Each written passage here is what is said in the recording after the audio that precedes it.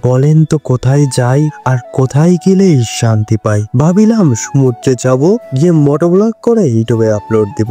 আসসালামু ভিউয়ার্স, আশা করি আপনারা সবাই ভালো আছেন। রাইট নাও আমি কুয়াকাটায়, তবে এই জায়গার আরেকটা নাম আছে, সেটা হলো সাগরকন্যা। বাট এই নামটা শুধু নাম না, এটা একবারেই উপযুক্ত উপাধি। যারা কখনো আসো নাই তাদের জন্য বলি, এই জায়গায় যেন বাংলাদেশের এক টুকরো শান্তি মেলে। বিশাল এক সৈকত, চোখের সামনে যতদূর যায় শুধু বালি আর নীল জলের ক্যানভাস, চারপাশে নারকেল গাছ, হালকা নোনা হাওয়া আর দূরে ঢেউয়ের একটানা গর্জন, সব মিলে একটা অলৌকিক পরিবেশ। এখানে দাঁড়িয়ে মনে হয় সময় গেছে থেমে, কোনো কোলাহল নেই, শহরে কোনো ব্যস্ততা নেই, শুধু প্রকৃতির শব্দ।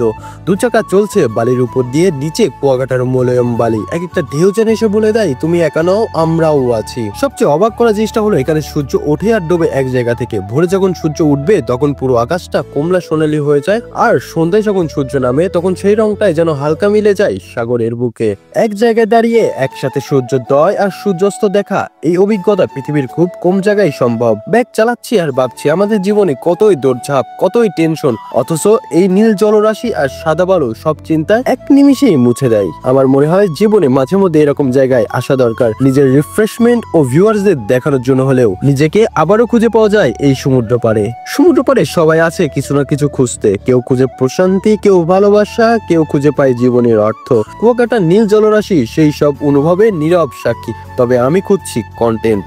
কুয়াকাটার বিচের পারে বাইক চালাচ্ছি আর ডান পাশে চোখ রাখতেই আগেই চোখে পড়ে সারি সারি সবুজ গাছপালা, যেন প্রকৃতি নিজের রূপে আমাকে আমন্ত্রণ জানাচ্ছে। অন্যদিকে বাম পাশে বিস্তীর্ণ সমুদ্র, অপর জলরাশি, অনন্তের যেন হাতছানি। ঢেউয়ের টান আর বাতাসের শব্দ সবকিছু মিলেই তৈরি করছে এক আশ্চর্য সুর। এই দৃশ্যপটে শুধু আমি নই, অসংখ্য পর্যটক এসেছে নিজের ক্লান্তি বলে কিছুটা প্রশান্তি খুঁজতে। কেউ ঝাঁপিয়ে পড়ছে সমুদ্রের বুকে, কেউ দল বেঁধে হাঁটছে বালুকা বেলায়, কেউ বা সেফ বসে আছে নীরব ছায়ায় তাকিয়ে আছে অসীম জলরাশির দিকে।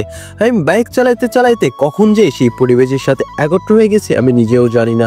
চারিপাশে সেই মুগ্ধতা আমাকে ভুলিয়ে দিয়েছে দৈনন্দিন জীবনের ব্যস্ততা, তবে আমার গতি কিন্তু থেমে নেই, কিন্তু মন হারিয়ে আছে সেই ঢেউয়ের শব্দে, মানুষের হাসিতে আর কুয়াকাটার নির্মল বাতাসে। এই ছিল আমার এক টুকরো অভিজ্ঞতা, প্রকৃতি আর মানুষের মিলনে এক অপূর্ব দৃশ্যপট, যেখানে ক্লান্ত হৃদয় খুঁজে পায় নতুন করে এক বাঁচার প্রেরণা। ব্লগটি ভালো লাগলে অবশ্যই সাবস্ক্রাইব করবেন, সাথেই থাকবেন, কমেন্ট করবেন। আল্লাহ হাফেজ।